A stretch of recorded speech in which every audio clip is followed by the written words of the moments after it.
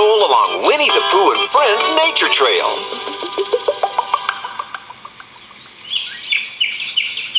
This time, we're going to be looking at and learning about things that are big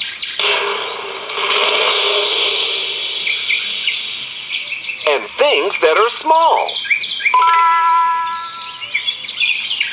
We'll get started by reading your little storybook together. And funnily enough, it's called Big and Small. Have you got it? Very good.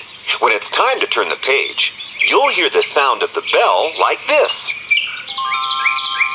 So open your book and turn to the beginning of the story.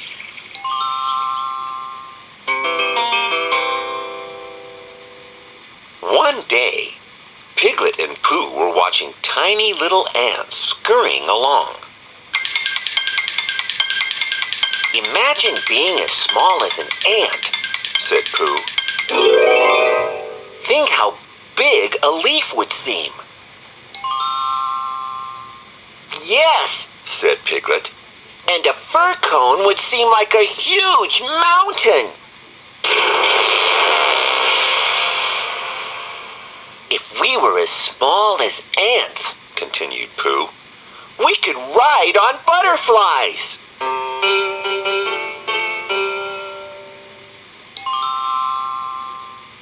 "Or I could go paddling in honey," added Pooh, licking his lips. "And if I were ant-sized, a haycorn would last me a whole week," cried Piglet. Piglet thought a little. "But I would be so tiny, squirrels would steal my acorns." "Oh no," said Pooh. "Imagine if it rained. Each drop would make a giant puddle."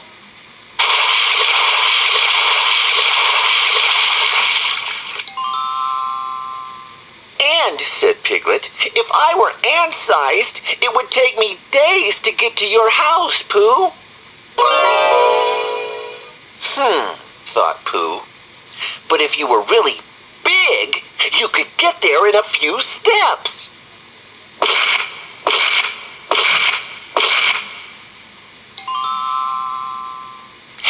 "And," cried Piglet excitedly, "if we were giants, we could see for miles and miles."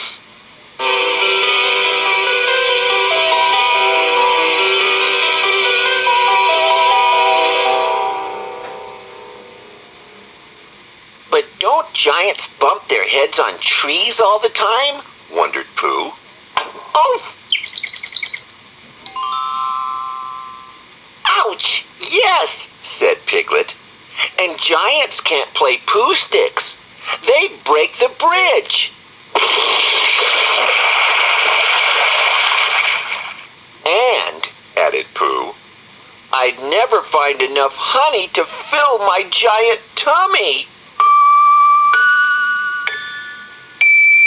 Oh. "You're right," said Piglet, smiling at Pooh. "I think middle-sized is best after all."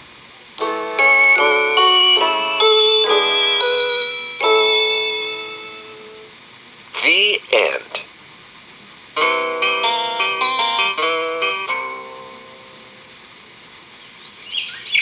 Piglet and Pooh certainly did a lot of great imagining in that story. And you use your imagination too, every time you visit Pooh and his friends here on the nature trail. Now it's time for you to pick up that magazine of yours and open it up to Pooh's World. Take a look. All the friends are very busy making some very big art. Here's what the words say.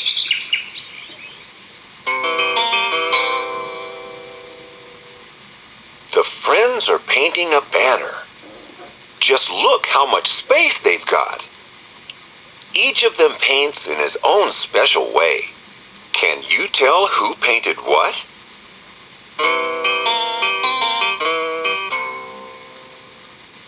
We'll get to that question in a minute or two. But first, let's have a good look at that fantastic banner Pooh and his friends are working on. You get out that super-duper pointing finger of yours, and I'll read out the things you need to point to. Are you ready to find a messy tree picture?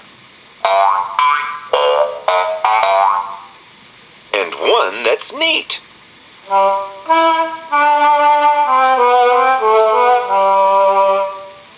Pooh in the air, dangling his feet. Find a happy picnic scene.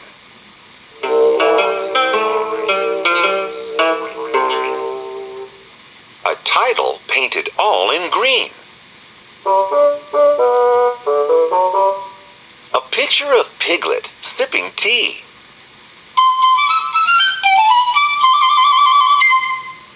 And someone winning Pooh sticks triumphantly.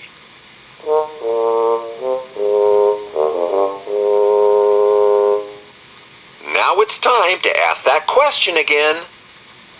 Who painted what? You tell me.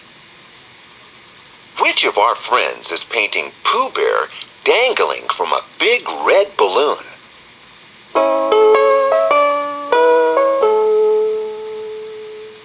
That's right! It's Christopher Robin. And who do you think painted the words along the top, all in green, that say, 100 Acre Wood? That's right! Owl did it! And which friend is painting a very crazy-looking tree? You got it! It's Tigger! It looks like good old Rabbit doesn't like Tigger's painting very much. He knows trees don't come in pink and blue. Can you see any insects painted on that banner? How many butterflies? How many bees? You see insects just about everywhere you go. Some you like, and some you may not. And here's a song all about them. I see a bug crawling on the floor. What's that in the air? I think I see some more. Out in the garden, bugs are on the plants, bees are on the flowers, and ants are in my pants. Insects, insects, swarming in the air. Insects, insects, they get everywhere. Insects, a billion strong. I guess I'll just have to get along with insects. You get mosquito bites, dogs get lots of fleas, flies are really pesky, and termites eat trees. Cockroaches are creepy, and locusts eat crops. Ants eat your picnic, and oh, those stinging wasps! Insects, insects, swarming in the air. Insects, insects, they get everywhere. Insects, a billion strong. I guess I'll just have to get along with insects.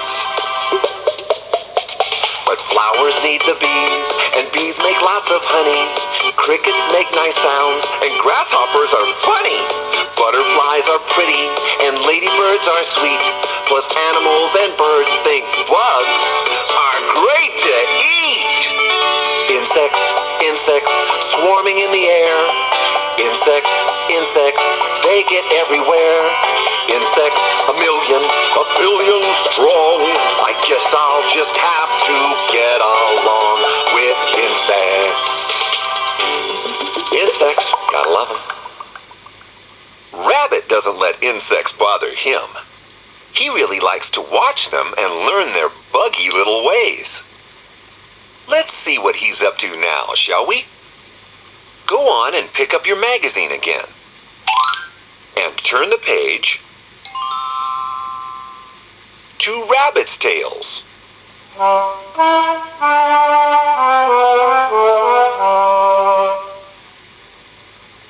And there's Rabbit, just like I said, watching and learning all about those busy, busy honeybees. There are 8 pictures here with numbers on them. Let's point and count them quickly. Ready? 1, 2, 3, 4, 5, 6, 7, 8. In each picture, Rabbit is learning a little bit more about honeybees. Now you can learn right along with him. Let's go back to the first picture and work our way through. I'll read the words, and you just keep on pointing. Don't worry, you can't get stung by a picture of a bee. Let's go.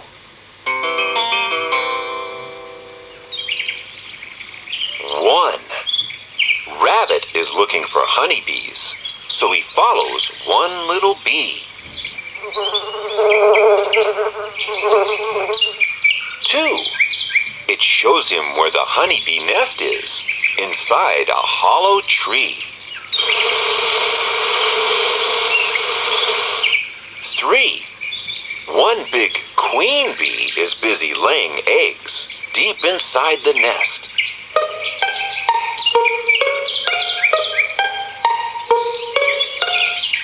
4. While busy worker bees look after the hive and rarely stop to rest. 5. Bees collect pollen and sweet nectar from flowers near and far.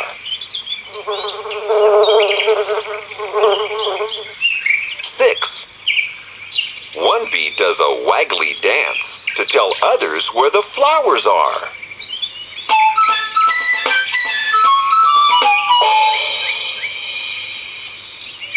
7. In the hive, pollen and nectar are turned into honey for all the bees to eat. 8. And bees are not the only ones who like a sticky honey treat.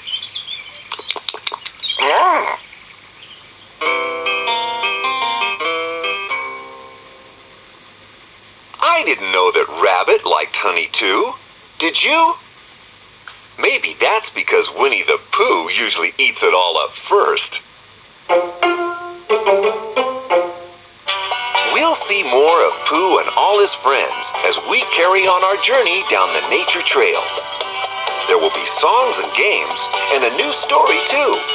So don't go away.